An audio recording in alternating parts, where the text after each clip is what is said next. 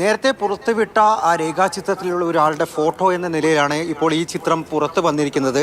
നിലവിൽ ഇയാളുടെ വ്യക്തിവിവരം, ഇയാളുടെ പേരടക്കമുള്ള കാര്യങ്ങൾ എന്തായാലും ഇപ്പോൾ സുരക്ഷാ സേന പുറത്തുവിട്ടിട്ടില്ല. നേരത്തെ പറഞ്ഞിരുന്ന ആ 3 പേരിൽ ഒരുവൻ എന്ന് മാത്രമാണ് ഇപ്പോഴും വ്യക്തമാക്കിയിരിക്കുന്നത്. അതായത് നേരത്തെ ആ 3 പേരുടെ ഫോട്ടോകളായിരുന്നു പുറത്തു വന്നത്.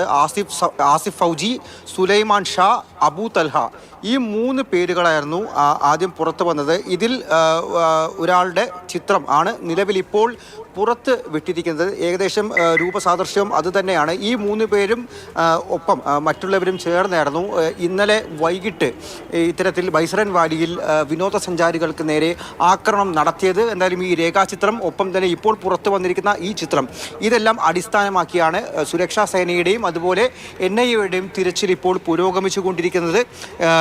മറ്റ് ചില മൊബൈൽ ക്യാമറകളിൽ നിന്നടക്കം ഈ ഭീകരരെ സംബന്ധിച്ചുള്ള ചില വീഡിയോ ദൃശ്യങ്ങൾ ഉൾപ്പെടെ ഇത്തരത്തിൽ NIA-യ്ക്കും സുരക്ഷാ സേനയ്ക്കും ലഭിച്ചിട്ടുണ്ട് എന്നുള്ള കാര്യം കൂടിയാണ് നിലവിൽ അവിടെ നിന്നും വ്യക്തമാകുന്നത്. ഇതിൻ്റെ എല്ലാം അടിസ്ഥാനത്തിലാണ് ഇവർ ആദ്യം ഈ രേഖാചിത്രം തയ്യാറാക്കിയത്. ഒപ്പം തന്നെ ഇന്ത്യയുടെ പക്കലുള്ള ടെററിസ്റ്റ് ഡാറ്റാബേസ് വഴി ഈ പേരുകളെല്ലാം തന്നെ സ്ഥിരീകരിച്ചിട്ടുണ്ട്.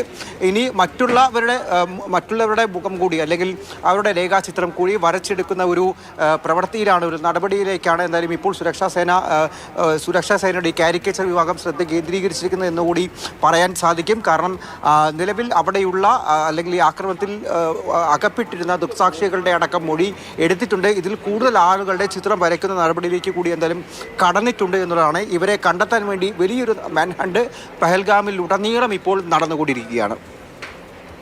പഹൽഗാമിലുടനീളം ഈ ഭീകരരെ പിടിക്കാനുള്ള ശ്രമം നടന്നുകൊണ്ടിരിക്കുകയാണ്. അർജുൻ പീതാംബരനാണ് അതിൻ്റെ വിശദാംശങ്ങൾ നൽകിയത്. ഭീകര സംഘത്തിലുണ്ടായിരുന്ന 3 പേരുടെ വിശദാംശങ്ങൾ ആണ് ഇതിനോടകം തന്നെ പുറത്തു വന്നിട്ടുള്ളത്. ആസിഫ് ഫൗജി, അബൂ തൽഹ, സുലൈമാൻ ഷാ തുടങ്ങി 3 പേർ, അവരുടെ 3 പേരുടെയും രേഖാചിത്രം പുറത്തുവിട്ടിട്ടുണ്ട് സൈന്യം. ഒപ്പം തന്നെ മറ്റുള്ളവർക്ക് വേണ്ടിയുള്ള തെരച്ചിൽ ഇപ്പോഴും തുറന്നുകൊണ്ടേയിരിക്കുന്നു. ഇന്നലെ 2:45 രാജ്യത്തെ നടുക്കിയ ഭീകരാക്രമണം ഉണ്ടായത്. ആ ഭീകരാക്രമണത്തിൻ്റെ ചുരുൾ അഴിഞ്ഞു വരുന്നു.